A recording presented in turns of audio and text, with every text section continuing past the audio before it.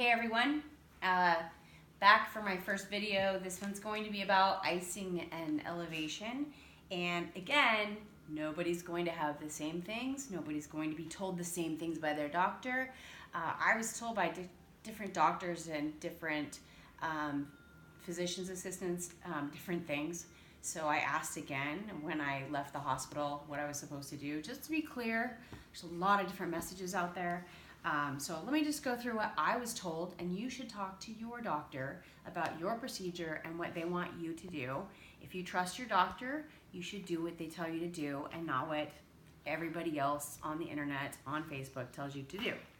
So in the hospital, I was given some ice bags. They were placed in these beautiful pouches from our wonderful volunteers at the hospital, and I'm supposed to ice 20 minutes on, 20 minutes off.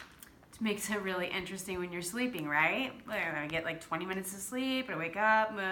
No, I put them on for 20 minutes, I take my medication, and then I take them off and I try to get rest, and the pain wakes me up. I wake up maybe 2 hours later, I take my pain meds, I ice again, I cry, and then I take them back off, I store them in my cooler, and I go back to sleep. And sometimes I have to wake up my caregiver, whether it's my sister or my niece or my daughter, whoever I'm blessed to have that day to take care of me, to help me go to the restroom. So we'll go through that later. But these are the ice bags. These prevent ice burning. I'm really lightheaded because I take my pine meds since the last video. So if I sound a little silly, that's why. I have on compression hose. I'll go through how to get through into these babies later. But the compression hose and these covers help protect my legs from frostbite. Some people complain about getting blisters on their legs. They told me at the hospital that if you put this cold on for too long, your legs will blister.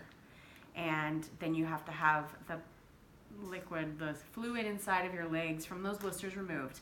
I don't want that. So I'm just following directions. 20 minutes on, take them off.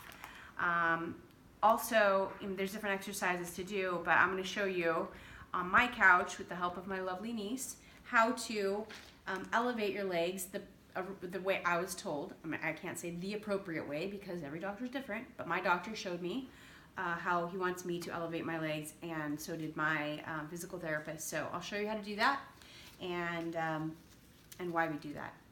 Okay.